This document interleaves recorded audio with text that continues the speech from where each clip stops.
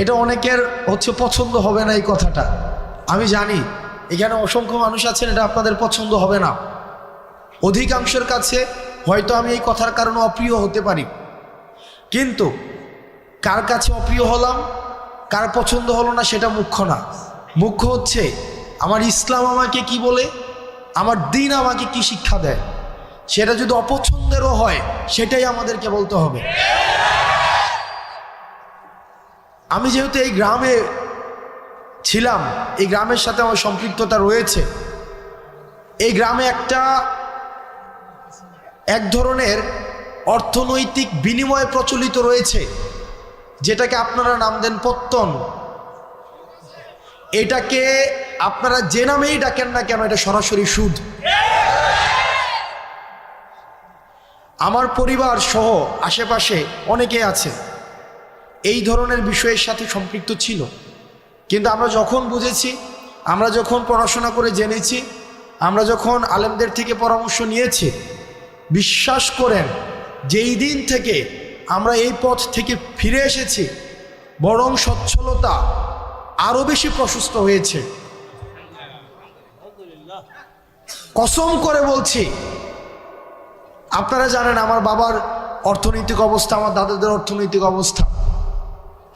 যেই দিন থেকে এই জায়গা থেকে আমরা ফিরে এসেছি, আমাদের অর্থনৈতিক যে সচ্ছলতা, আমাদের নিয়ামত সৃষ্টিকর্তা আমাদেরকে যেভাবে দিচ্ছেন, আমরা প্রতিনিয়ত আল্লাহর কাছে অকৃত্রিম কৃতজ্ঞতা প্রকাশ করি। আপনাদের কাছে অনুরোধ থাকবে, এই যে আমরা দেখি টাকা থেকে টাকা বৃদ্ধি পায়, এটা অসংখ্য পরিবারকে নিঃস্ব করে দেয়। আমি নিজে দেখেছি, আমার বাড়ির মধ্যে এইসব বিষয়ে মেল হয়েছে, ছোটোবেলায় আমি দেখেছি, বা আমি দেবিদ্বার থেকে আসতাম যখন দেখতাম। অনেকে আমাকে অপছন্দ করতে পারেন, আপনি আমাকে অপছন্দ করেন, সেটা আমার দেখার বিষয় না, কিন্তু এটাই সত্য। এখানের সবাইও যদি অপছন্দ করেন, এটাই সত্য। এবং সুদের বিরুদ্ধে আমাদের একটা সামাজিকভাবে এটাকে প্রতিরোধ করতে হবে। আমরা আল্লাহর আইন চাই, সুদ মুক্ত সমাজ চাই। আল্লাহর আইন চাই, সুদ মুক্ত সমাজ চাই। সুদ মুক্ত সমাজ চাই, আল্লাহর আইন চাই। আপনাদের কাছে অনুরোধ থাকবে, আপনারা সুদকে বন্ধ করে দেন। আমরা চেষ্টা করব, আপনারা যদি আমাদেরকে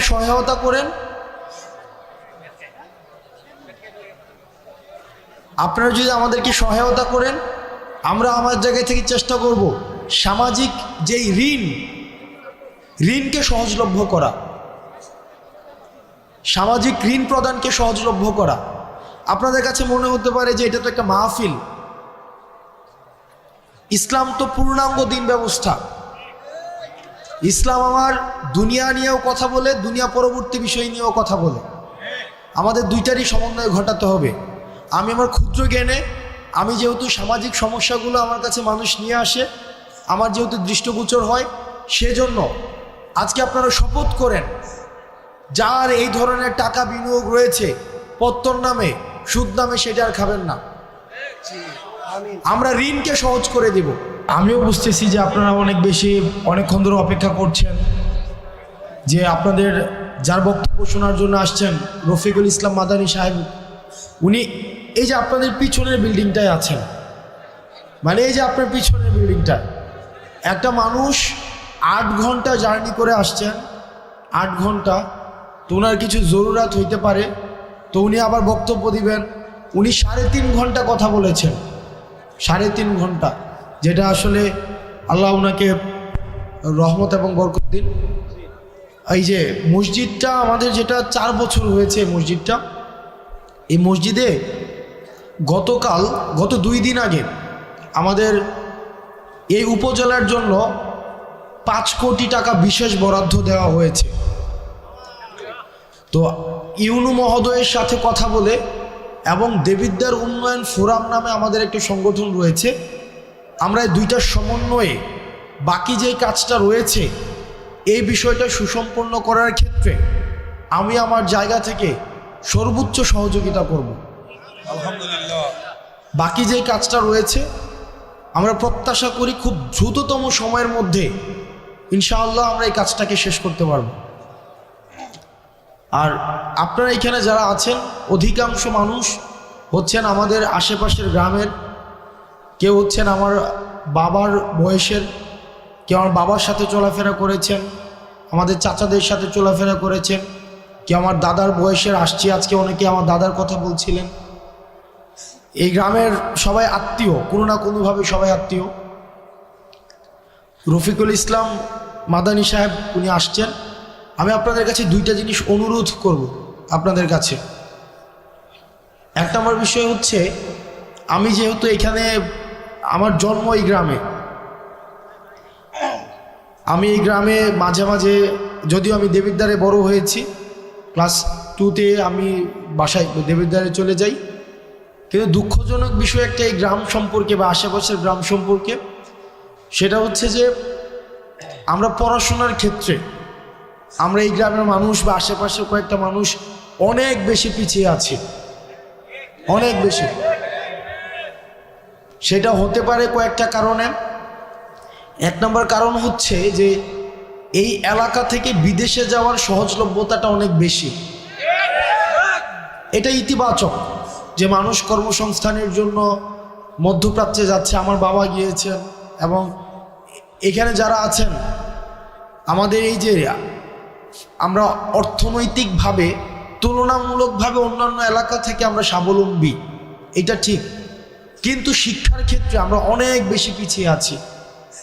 আমি কিছুদিন আগে শুনেছি যে আমার যে স্কুলটা রয়েছে হাই স্কুল, সেখানে পাশের হার এটা অপ্রত্যাশিতভাবে কম।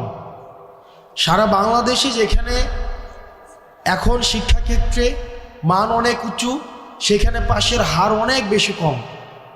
আমাদের গোপালনগরে আরেকটা মাদ্রাসা আছে, সেখানেও অপ্রত্যাশিতভাবে পড়াশোনার মান খুব বেশি উন্নত নয়। তো আমাদেরকে দিনী শিক্ষা এবং প্রচলিত যে শিক্ষা ব্যবস্থা রয়েছে, এই দুইটার মধ্য দিয়ে আমাদের নিজেদেরকে নাগরিক হিসাবে তুলে ধরতে হবে। সেই জায়গা থেকে আপনাদের কাছে অনুরোধ থাকবে, পড়াশোনার ক্ষেত্রে আপনারা যদি আপনাদের সন্তান, আপনি নিজে, আপনার ভাই বোন বা অন্যান্য কোনোভাবে যদি আপনারা মনে করে থাকেন কোনো সীমাবদ্ধতা রয়েছে, কোনো প্রতিবন্ধকতা রয়েছে, ইনশাআল্লাহ আপনারা আমাদেরকে জানাবেন। এই গ্রামে অসংখ্য মানুষ আছে, অন্তত 5টা শিক্ষার্থীকে অর্থনৈতিকভাবে আজীবন পড়ানোর ক্ষমতা সম্পন্ন মানুষ আছে।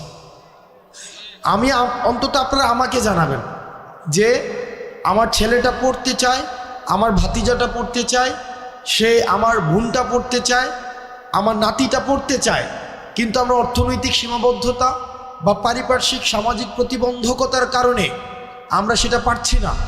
আপনারা আমাদেরকে জানাবেন, আমরা সেটার যথাযথভাবে, আমরা সমন্বিতভাবে, যারা আছেন এখানে, আমাদের সোহাগ কাকা আছেন, এখানে অসংখ্য মানুষ আছেন, এই নাম মেনশন করলে আমার অনেক, এটা লিস্ট হয়ে যাবে, আমি নাম মেনশন করতে চাচ্ছি না।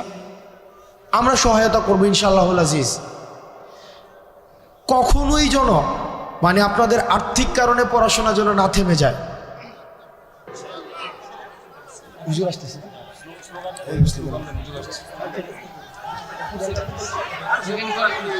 হুজুর আসতেছে, আপনারা